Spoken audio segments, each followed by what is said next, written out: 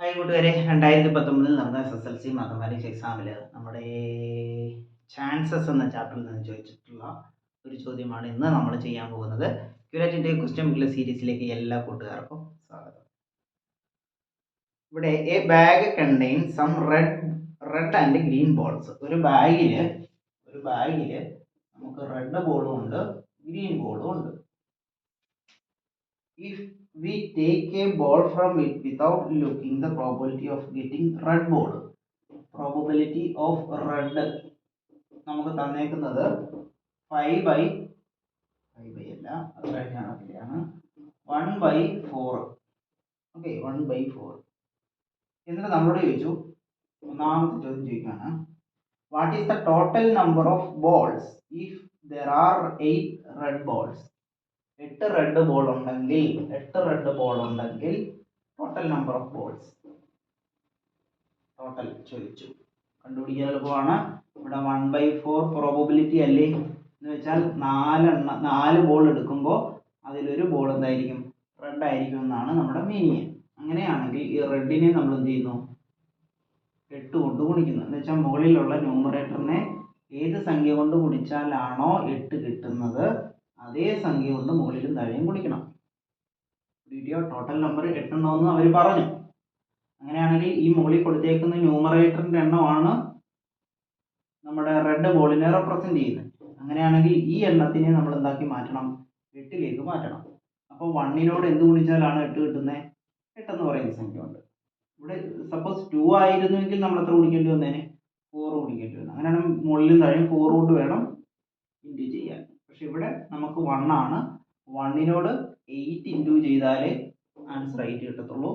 അതുകൊണ്ട് തന്നെ 4നോടും എത്ര കൊണ്ട് ഗുണിക്കണം? 8 കൊണ്ട് ഗുണിക്കണം. അപ്പോൾ എത്ര കിട്ടി? 32 എന്ന് കിട്ടി. അതായത് ടോട്ടൽ എത്ര വരും?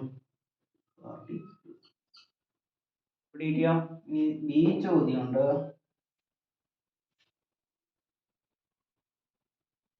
What is the probability of that ball taken green? ശരിയല്ലേ? ഗ്രീൻ കിട്ടാനുള്ള സാധ്യത അത് എളുപ്പമാണ്. പ്രോബബിലിറ്റി ഓഫ് ഗ്രീൻ ഇവിടെ നോക്കൂ, 4 എണ്ണത്തിൽ ഒരെണ്ണം, 4 എണ്ണം എടുത്താൽ അതിലൊരെണ്ണം എന്തായിരിക്കും? റെഡ് ആയിരിക്കും. 4 എണ്ണം എടുത്താൽ ഒരെണ്ണം റെഡ് ആണ്. അങ്ങനെയാണെങ്കിൽ ബാക്കി ഈ 4 എണ്ണം എടുത്താൽ അതിലൊരെണ്ണം നമുക്ക് റെഡ് ആണെങ്കിൽ ബാക്കി 3 എണ്ണം എന്തായിരിക്കും? ഗ്രീൻ ആയിരിക്കും. ആ ഒരു ലോജിക്ക് വെച്ചിട്ട് ഗ്രീനിന്റെ പ്രോബബിലിറ്റി 4, 3, 3/4 കിട്ടിയോ? ഓക്കെ, അത് വേറെ രീതിയിലും കണ്ടുപിടിക്കാം. 2 എണ്ണം ഒക്കെ ഉള്ളൂ എങ്കിൽ ഈ 1 - 1/4 വെച്ചിട്ടും കാണാം കേട്ടോ. ശരിക്കും അങ്ങനെയാണ് കണ്ടുപിടിക്കുന്നത്. ഞാൻ പിന്നെ എൻ്റെ ഒരു ലോജിക്കലി ഞാൻ ഇങ്ങനെയാണ് ചെയ്യുന്നത്. അതായത് ഈ